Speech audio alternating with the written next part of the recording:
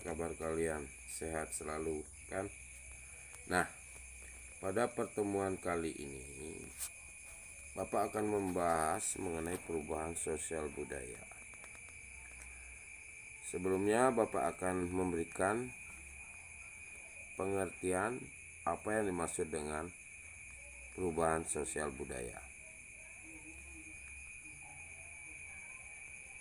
Perubahan sosial budaya merupakan perubahan sosial budaya, perubahan yang terjadi pada lembaga kemasyarakatan dan dalam suatu masyarakat yang mempengaruhi sistem sosialnya, termasuk di dalamnya nilai sikap dan pola perilaku antara kelompok-kelompok masyarakat.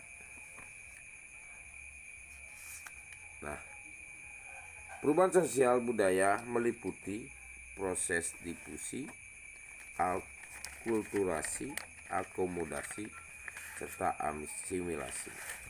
Bapak akan jelaskan tentang apa itu difusi, akulturasi, akomodasi, dan asimilasi. Difusi. Yang dimaksud dengan difusi adalah suatu proses terjadinya penyebaran unsur-unsur kebudayaan dari individu ke individu, dari individu ke kelompok, serta dari kelompok ke kelompok yang lainnya.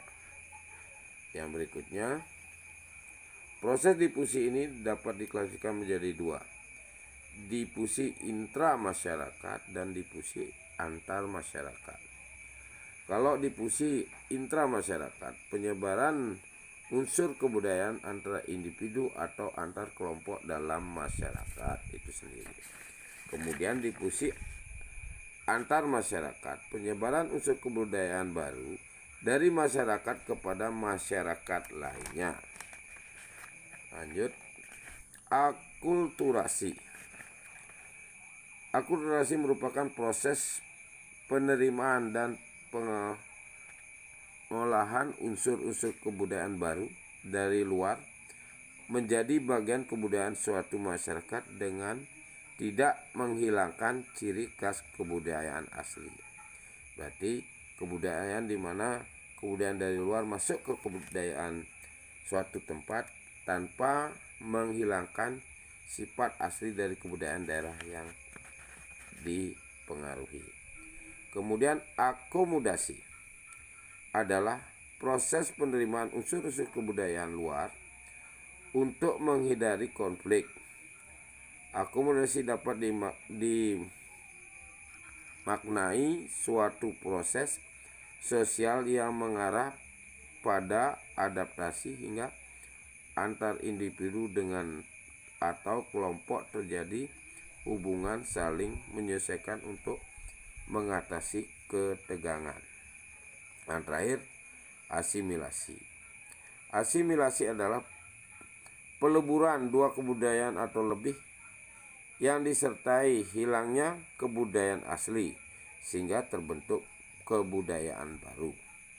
Nah, itu pengertian dari difusi, akulturasi, akomodasi, dan asimilasi. Kita lanjut kepada bentuk perubahan sosial.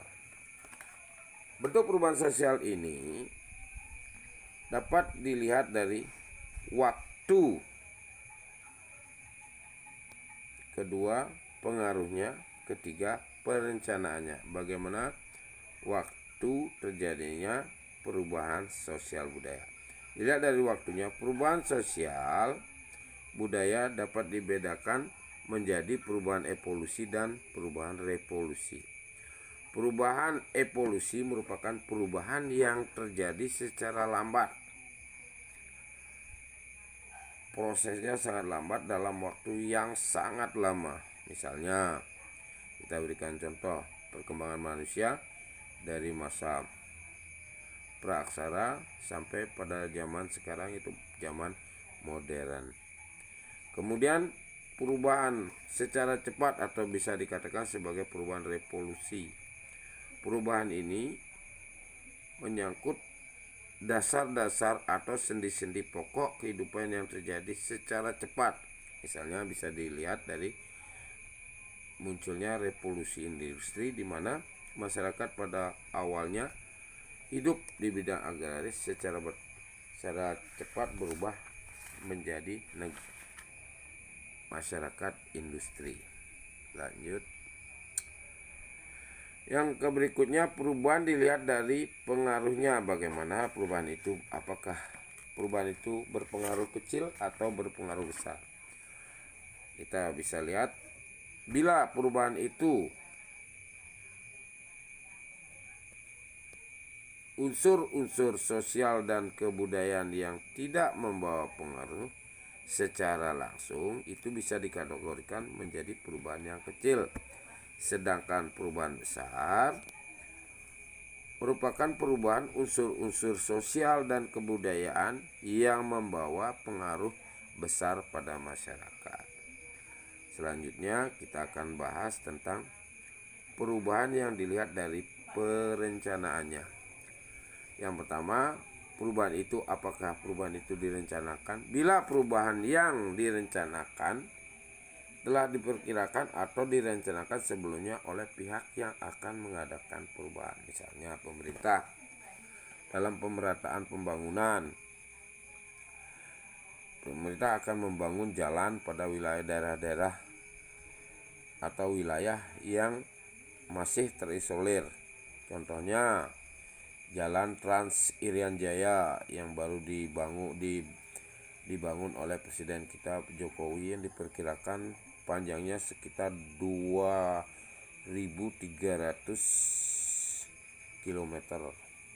Kemudian perubahan yang tidak direncanakan. Perubahan ini biasanya timbul akibat adanya bencana alam secara tidak langsung tanpa ada perencanaan oleh manusia itu sendiri.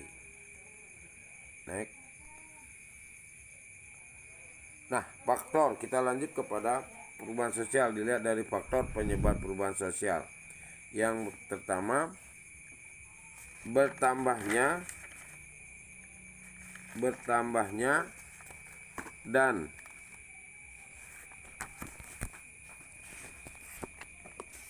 berkurangnya penduduk.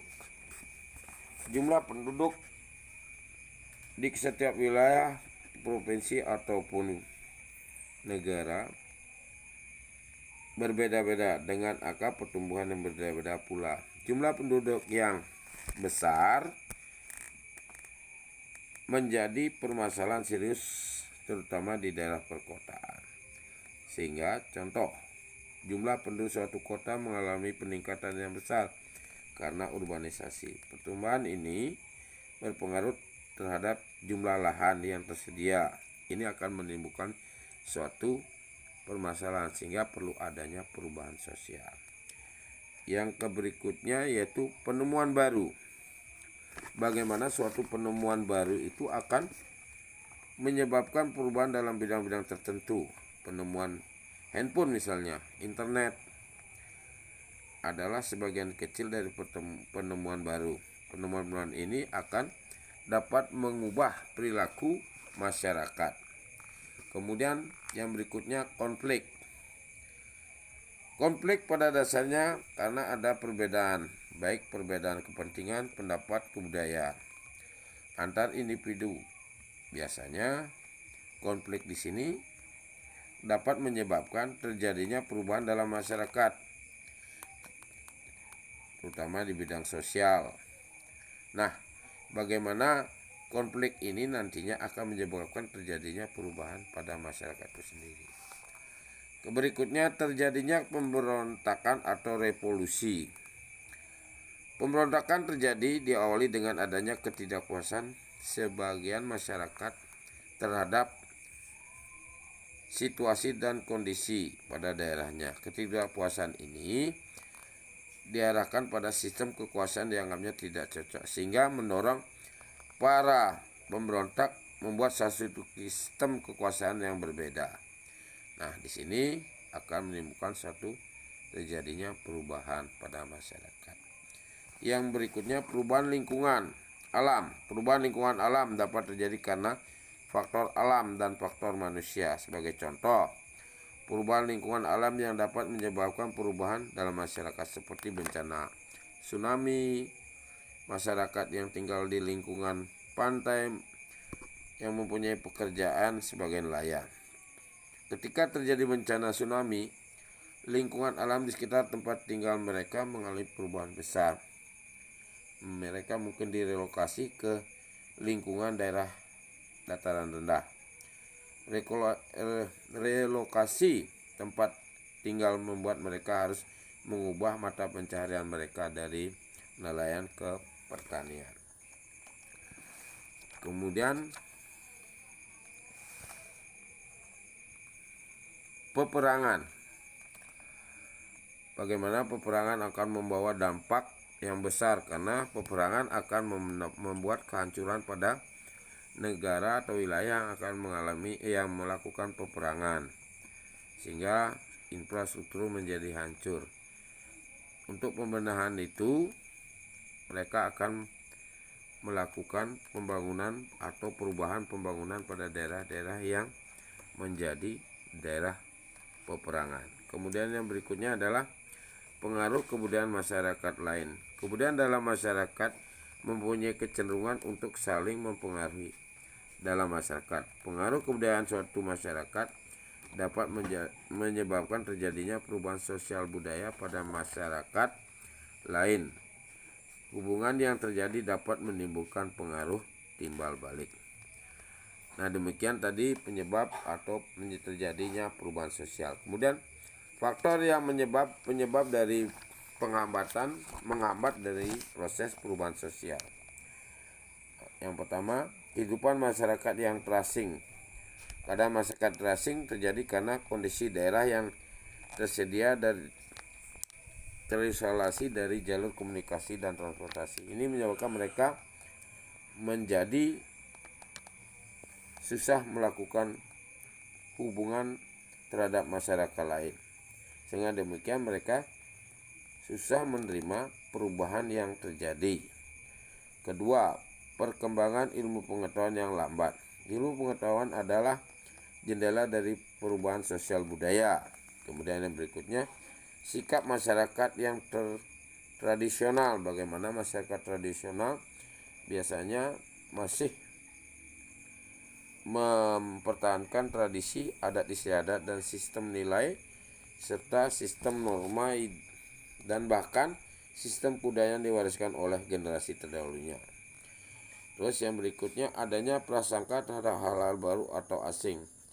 Prasangka buruk terhadap budaya asing atau hal baru berasal dari Barat akan menimbulkan sikap acuh dan tidak acuh terhadap, bahkan antipati terhadap sesuatu yang baru dari luar masyarakat. Yang ketiga, adat istiadat. Adat istiadat yang kental pada masyarakat akan dapat mempersulit timbulnya perubahan sosial pada masyarakat itu. Nah, demikian tadi Bapak menjelaskan tentang perubahan sosial budaya dari pengertian sampai faktor penyebab dan penghambat daripada perubahan sosial. Nah, untuk lebih lanjut nanti pada pertemuan berikut, pada sesi berikut nanti Bapak akan menjelaskan tentang globalisasi. Untuk hari ini Pak cukupkan sampai sekian. Sebagai akhir kata Pak ucapkan terima kasih, dan semoga anak-anak tidak ada yang tidak memperhatikan prokes kesehatan. Nah, itu aja dari Bapak, dengan tidak lupa mengucapkan selamat pagi.